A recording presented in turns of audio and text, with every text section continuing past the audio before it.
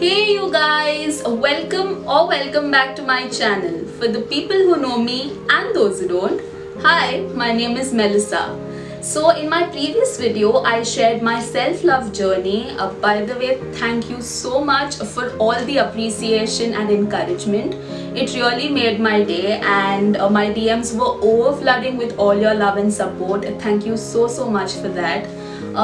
So I mentioned that I will be sharing self-love habits that changed my life in this video. So these are 3 practical self-love habits that I follow in my daily life, which have helped me overcome some mental health issues, some serious anxiety issues, and also overcome those pangs of sadness that almost hit me every night. Not anymore though. I am proud of the growth and progress that I have made with my mental peace, and yes, I would love to share them with you in this video. So let's begin.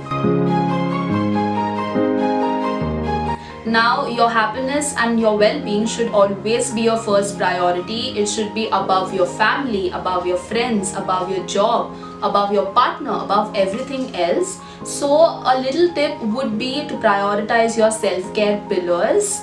Now we have 7 self-care pillars and I don't want to mess it up, so I'll read it from the book. The first one is nutrition, that is what you eat. Second is hydration, which is water. Third is sleep, of course. Fourth is movement. Now this doesn't necessarily mean working out to lose or to gain weight. It just means that you need to be active. Fifth is connection. It doesn't necessarily have to mean a boyfriend, girlfriend, love connection. It can be a bond with a family member or a relative, a sibling, a friend, anybody. But it has to be somebody you can share everything with, your good experiences as well as your bad experiences. Number 6 would be environment. Now this is something I have noticed in a lot of teenagers. Like being a teenager myself, we are constantly hooked on to our gadgets and our devices, which doesn't help us, we are not aware of our surroundings most of the time. We're just into our devices. We are in the online world, but what is happening in real life, we have no clue. So this just means you need to be more aware of your surroundings, about the environment you are in. And last is mindset. Now anything happens to us, the first thing to be affected is our mental peace. So in order to be more happy, to be more motivated, you need to have a clear headspace, and you need to be more attentive towards what your mind is focusing on, whether it is focusing on positive things or whether it is running towards negativity. Apart from this, I have added my own little self-care pillar. It is to have goals or to have some sort of purpose or meaning in your life. Your life will be useless if you don't have a purpose or you don't have goals. You need to have goals in order to achieve something greater in life, and goals are the roadmaps that guide you.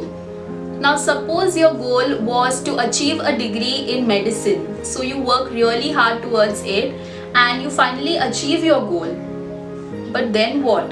What do you do after that? Stop planning till only your goal. You have to plan for things ahead as well. Always plan for things to work out, but you should also have a backup plan. Plan for things if your situation doesn't go as planned, because things always don't work out in your favor. But that doesn't mean it is the end of the world. You need to constantly explore different opportunities, explore different goals. Think about what it is that your heart truly desires. Don't just stick to one goal and revolve your entire life around it, because if it works out, well and good, but if it doesn't, you feel really helpless and jump to crazy solutions like suicide, which is not even a solution, by the way. So always find your purpose in life. Now there are 2 things you could do to make your self-care pillars more appealing. Number 1 is habit tracker.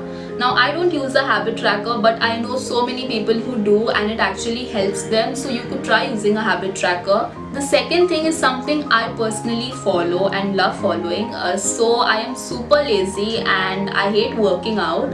Like I could literally sit on the sofa all day and chill and work and not actually get up unless I absolutely have to. So what I do is every day that I work out for 30 minutes, I reward myself with 1 extra hour of Netflix. So basically, if I'm watching 4 hours of Netflix a day, just an example, if I work out for 30 minutes that day, I watch 5 hours of Netflix. So that is not a really healthy reward, I know, but that is what motivates me to work out. So in conclusion, put your self-care pillars first and everything else will fall in place.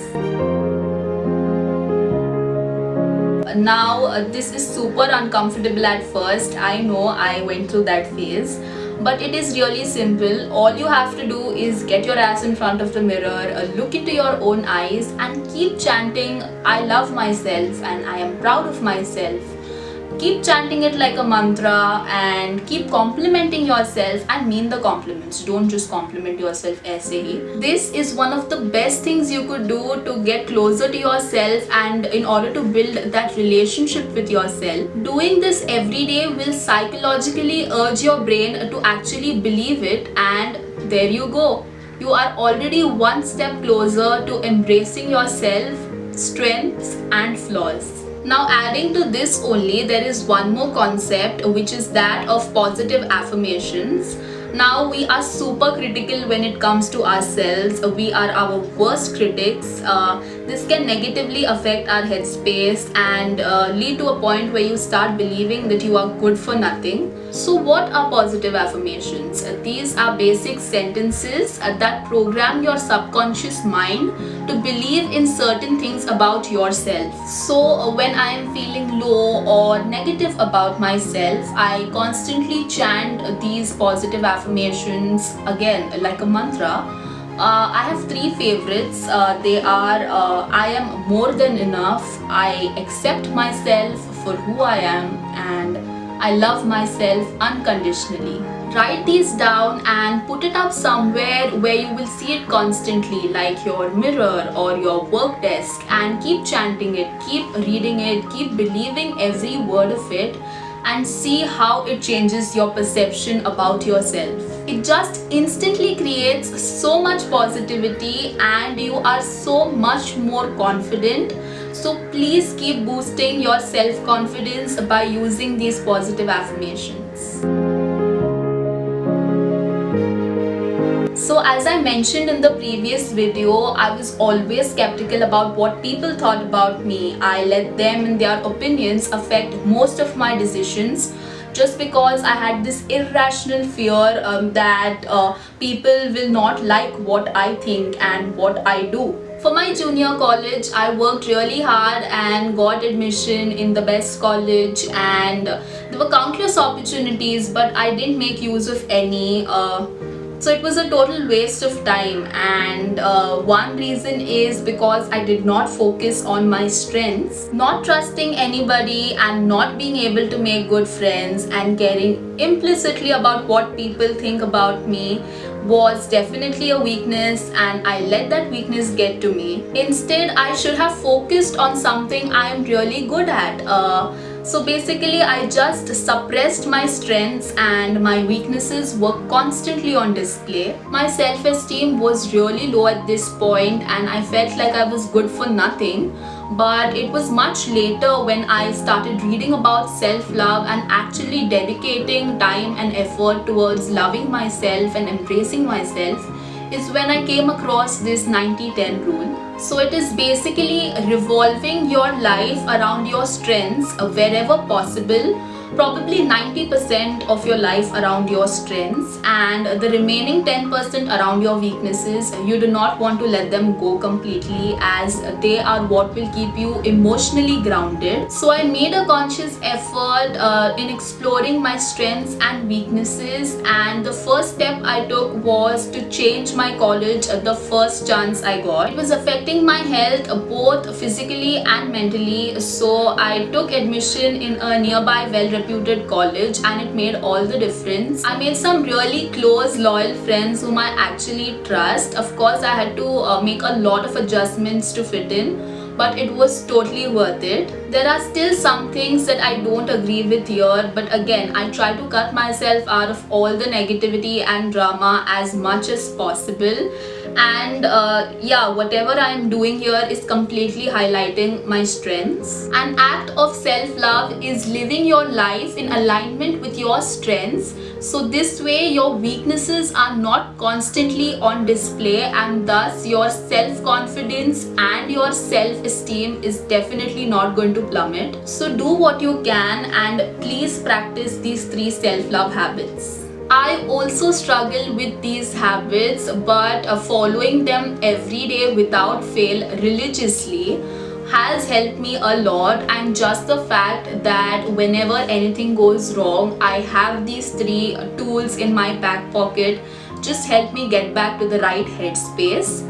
That is all for today's video. I hope you found it even a little bit helpful or informative. Please like this video if you did. Subscribe to the channel if you haven't already. Share it with someone who is going through a rough phase and genuinely needs to hear this. Or just share it with your friends and family in general. It will genuinely help me a lot. See you in my next video. Until then, take care of yourself, love yourself, embrace yourself. Bye.